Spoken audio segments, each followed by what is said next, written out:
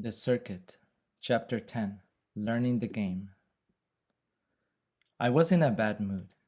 It was the last day of 7th grade before summer vacation. I had known the day was coming, but I had tried not to think about it because it made me sad. For my classmates, it was a happy day. During the afternoon, Miss Logan asked for volunteers to share what they were going to do during the summer. Lots of hands went up. Some talked about going away on trips, others about summer camp. I folded my hands under the desk, lowered my head, and tried not to listen. After a while, I managed to tune out what they were saying and only heard faint voices coming from different parts of the room. In the school bus on the way home, I took out my notepad and pencil from my shirt pocket and began figuring out how much time there was before I would start school again. From the middle of June until the first week of November, about 4.5 months. 10 weeks picking strawberry in Santa Maria, and another 8 weeks harvesting grapes and cotton in Fresno. As I added the number of days, I started to get a headache. Looking out the window, I said to myself, 132 more days after tomorrow. As soon as I arrived home, I took 2 of Papa's aspirins and lay down. I had just closed my eyes when I heard Carlos, our neighbor, shouting outside, "Come on, Panchito, we're starting the game." The game was kick the can. I played it with Carlos and my younger brothers, Trampita, Torito, and Ruben, on school days when I had no homework and on weekends when I was not too tired from working in the fields. "Hurry, or else!" Carlos hollered impatiently. I liked the game, but I did not enjoy playing with Carlos. He was older than I, and often reminded me of it, especially when I disagreed with him. If we wanted to play, we had to follow his rules. No one could play unless he said so. He wore tight jeans and a white t-shirt with his sleeves rolled up to show off his muscles. Under his right sleeve, he tucked a cigarette pack. "Come on, Panchito," Trampita yelled. "You're making us wait." I went outside to play. I wanted to forget about the next 133 days. "It's about time," Carlos said, giving me a light punch on the right shoulder. "You'll be the guard," he said, pointing at Ruben. "Trampita, you draw the circle. Torito, you go get the can." As Carlos was giving orders, I saw Manuelito standing by one of the garbage cans. During every game, he stood by himself on the sidelines because Carlos would not let him play. "Let Manuelito be on the guard," I said to Carlos. "No way," he responded annoyingly. "I already told you before. He can't play. He's too slow." "Come on, Carlos, let him play," I insisted. "No," he shouted, giving me and Manuelito a dirty look. "Go ahead and play, Panchito," Manuelito said timidly. "I'll stand here and watch." We started the game, and the more we played, the less I thought about my troubles. Even my headache went away. We played until dark. The alarm clock went off early the next morning. I glanced at the window. It was still dark outside. I shut my eyes, trying to get one more minute of sleep, but Roberto, my older brother, jumped out of the bed and pulled off the covers. "Time to get up," he said. When I saw him putting on his work clothes, I remembered we were going to work and not to school. My shoulders felt heavy. On the way to the fields, Papa turned on the Carcachita's headlights to see through the thick fog that blew in from the coast. It covered the valleys every morning like a large gray sheet. Ito, the sharecropper, was waiting for us when we arrived. Then a black pickup truck appeared. We could see it through the wall of fog, not far from where we parked. The driver stopped behind our Carcachita and, in perfect Spanish, ordered the passenger who rode in the bed of the truck to get off. "Who's that?" I asked Papa, pointing to the driver. "Don't point," Papa said. "It's bad manners. He's Mr. Diaz, the contratista. He runs the bracero camp for Shihi Berry Farms. The man with him is one of the braceros." In his broken Spanish, Ito introduced us to Gabriel, the man who accompanied the contratista. Gabriel looked a few years older than Roberto. He wore a pair of loose tan pants and a blue shirt. The shirt was faded. His straw hat was slightly tilted to the right, and he had long, dark sideburns that were trimmed and came down to the middle of his square jaw. His face was weather-beaten. The deep cracks in the back of his heels were as black as the soles of his huaraches. Gabriel took off his hat and we shook hands. He seemed nervous, but he relaxed when we greeted him in Spanish. After the contratista left, we marched in line to the end of the field, selected a row, and started to work.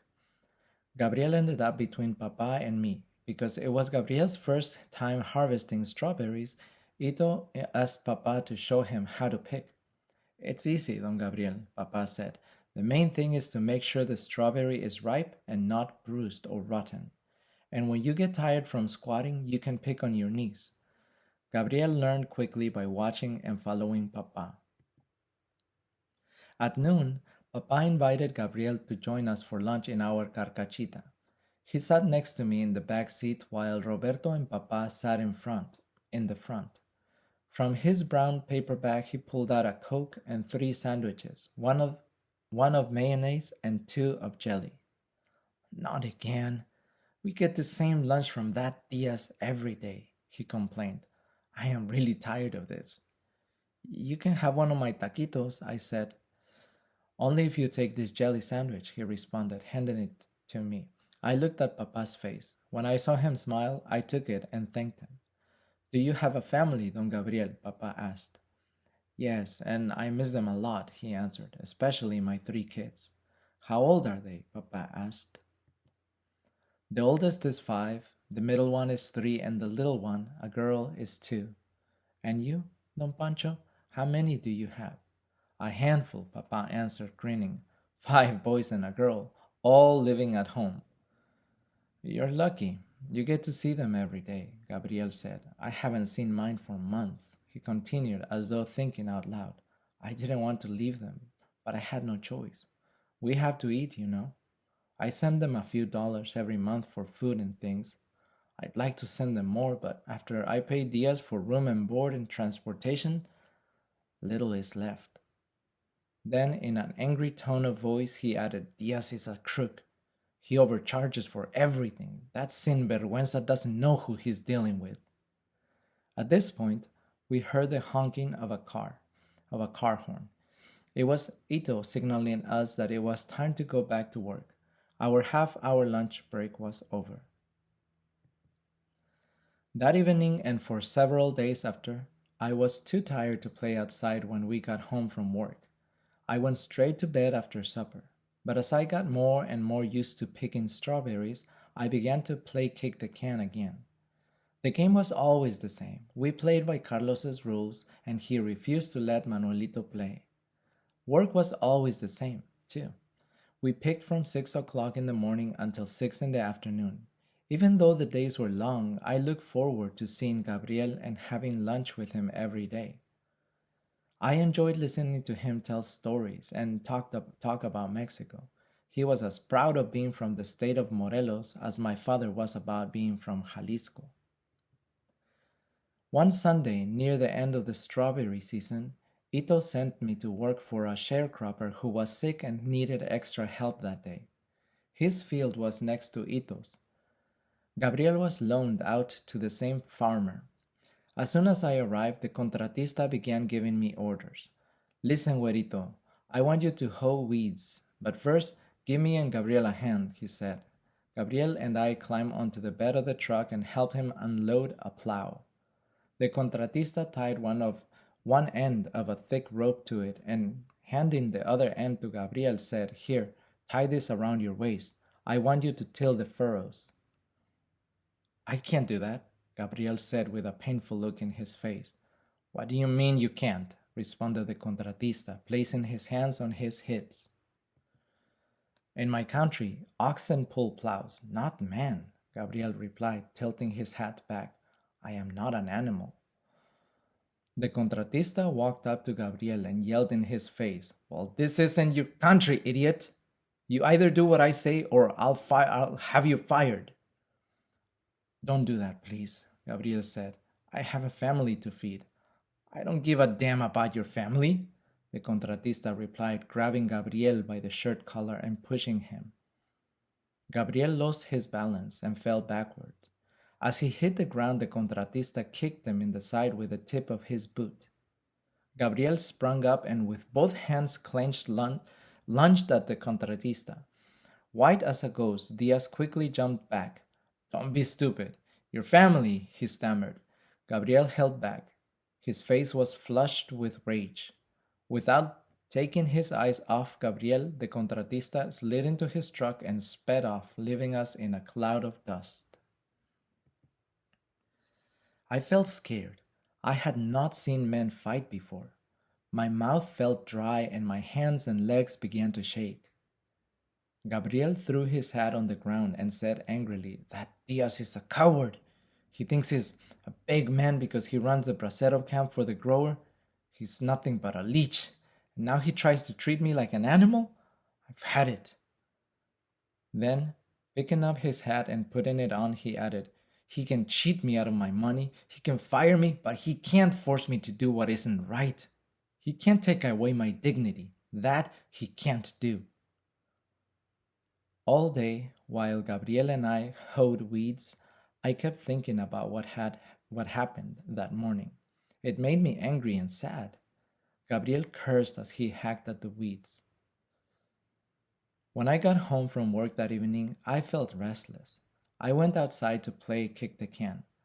Come on, guys, let's play, Carlos yelled out, resting his right foot on the can. I went up to Manolito, who was sitting on the ground and leaning against one of the garbage cans. You heard, Carlos. Let's play, I said loudly so that Carlos could hear me. He didn't mean me, Manuelito answered slowly, getting up. Yes, you too, I insisted. Is it true, Carlos? Manuelito asked. No way, Carlos shouted. Manuelito put his hands in his pockets and walked away. If Manuelito doesn't play, I won't either, I said. As soon as I said it, my heart started pounding. My knees felt weak. Carlos came right up to me. He had fire in his eyes. Manuelito doesn't play, he yelled. He stuck his right foot behind me and pushed me. I fell flat on my back. My brothers rushed over to help me up. You can push me around, but you can't force me to play, I yelled back, dusting off my clothes and walking away. Trampita, Torito, Ruben, and Manuelito followed me to the front of our barracks. Carlos stood alone inside the circle in the dirt, looking at the can and glancing at us once in a while. After a few moments, he cocked his head back, spat on the ground, and swaggered toward us, saying, Okay, Manuelito can play. Screaming with joy, Manuelito and my brothers jumped up and down like grasshoppers. I felt like celebrating too, but I held back. I did not want Carlos to see how happy I was. The following morning, when Ito told us that the contratista had gotten Gabriel fired and sent back to Mexico, I felt like someone had kicked me in the stomach. I could not concentrate on work. At times I found myself not moving at all. By the time I had picked one crate, Papa had picked two. He finished his row, started a second, and caught up to me. What's the matter, Panchito? He asked. You're moving too slow. You need to speed it up. I keep thinking about Gabriel, I answered. What Diaz did was wrong, and someday he'll pay for it. If not in this life, in the next one, he said. Gabriel did what he had to do. Papa pushed me along, handing me several handfuls of strawberries he picked from my row. With his help, I got through that long day. When we got home from work, I did not want to play kick the can. I wanted to be alone, but my brothers would not let me. They followed me around, asking me to play. I finally gave in when Manuelito came over and joined them. Please, just one game, he pleaded. Okay, just one, I answered. We drew sticks to see who would play guard. Carlos was it. While he counted to 20 with his eyes closed, we ran and hid. I went behind a pepper tree that was next to the outhouse. When Carlos spotted me, He shouted, I spy Panchito! We both raced to the can. I got to it first and kicked it with all my might. It went up in the air and landed in one of the garbage cans. That was the last time I played the game. Thank you. Please like, share, and subscribe.